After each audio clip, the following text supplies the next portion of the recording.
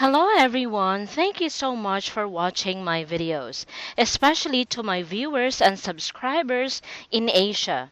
Today, let us answer some Part 1 IELTS questions.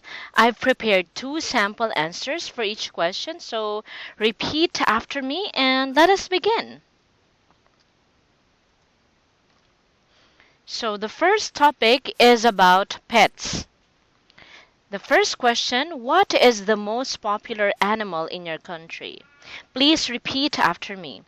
Well, based on my observation, dogs are quite famous in my country because the majority of my countrymen are dog lovers. They walk their dogs in the park and dogs serves as their companion as well. As far as I know, dogs are very popular in my country because they're easy to train and they're fairly easy to take care of.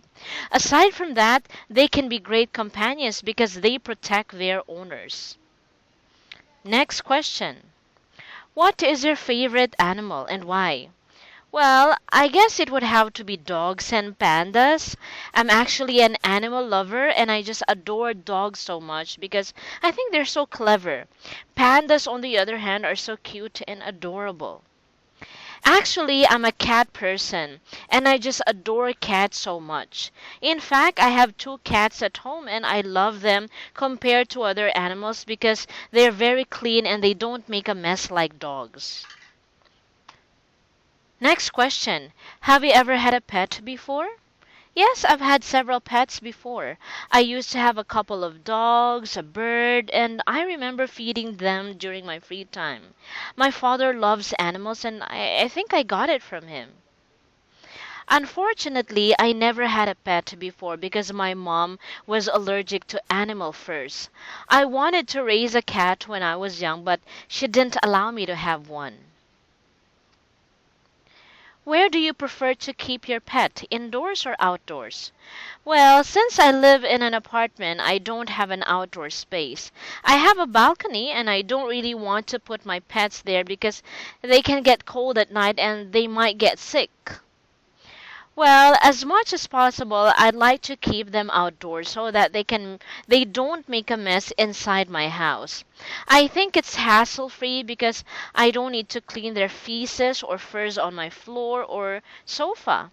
Aside from that, they can get fresh air, so it's better than they are outdoors.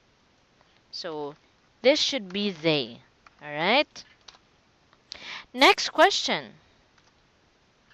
Now the topic is about public parks and gardens. Would you like to play in a public garden or park? Well, most of the time, I'm more inclined to go to public gardens, and it's simply because I can see many kinds of plants, colorful flowers, and I think it's so refreshing. Although I don't really have a green thumb, looking at the greens makes me feel happy and relaxed. What do you like to do when visiting a park? Well, just like what I mentioned a while ago, I play with my son and I exercise at the park. But aside from that, I also ride a bike or have a picnic with my family. Those are the things that I do when I'm at the park. Well, I usually take a stroll or ride a bike. I love riding a bicycle because it's so liberating. I feel like I'm flying and the bike lanes in my city are really efficient. How have parks changed today compared to the time when you were a kid? I guess parks have changed tremendously because when I was young, parks were too simple. But these days, we have bike lanes, fancy playgrounds, and we can even surf the internet because there are Wi Fi spots in parks. Well, to tell you the truth, it hasn't changed at all. Because when I was young, the park in my area had a water fountain, tennis court, and until these days, these facilities are still the same. Nothing changed, to be honest.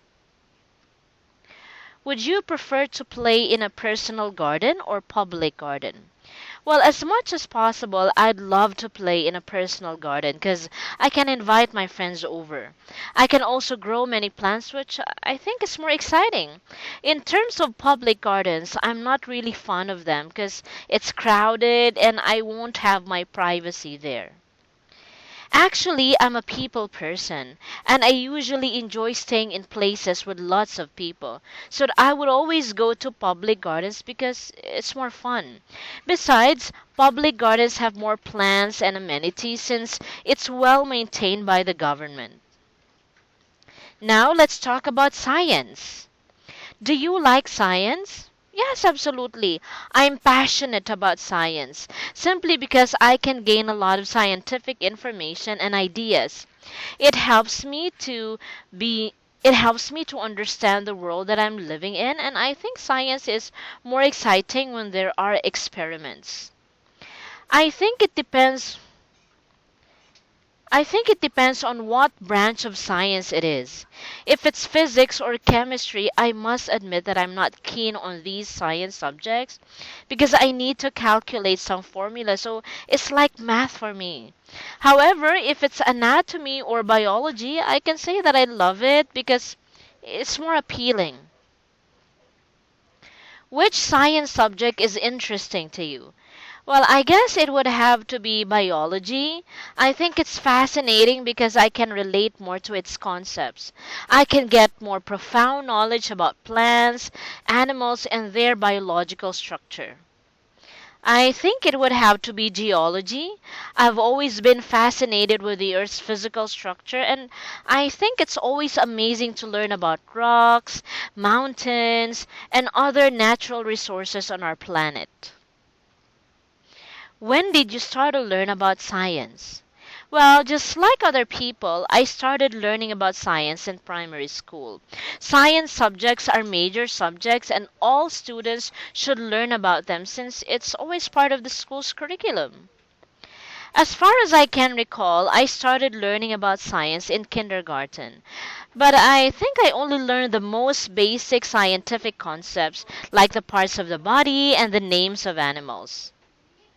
What kinds of interesting things have you done with science?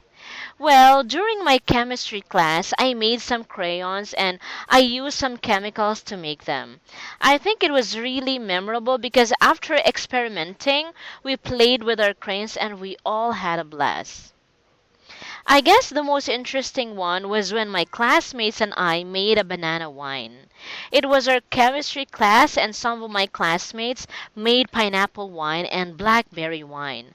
I think it was so memorable because it was so fun and informative at the same time. So basically, that would be all. Always remember for you to get band 7 and above, you need to speak fluently, you need to sound like a native speaker, and of course, you need to avoid many grammar mistakes, and you also have to use less common words and idiomatic expressions. So, technically speaking, idiomatic vocabulary is actually one of the most important requirements to get band 7 and above. All right?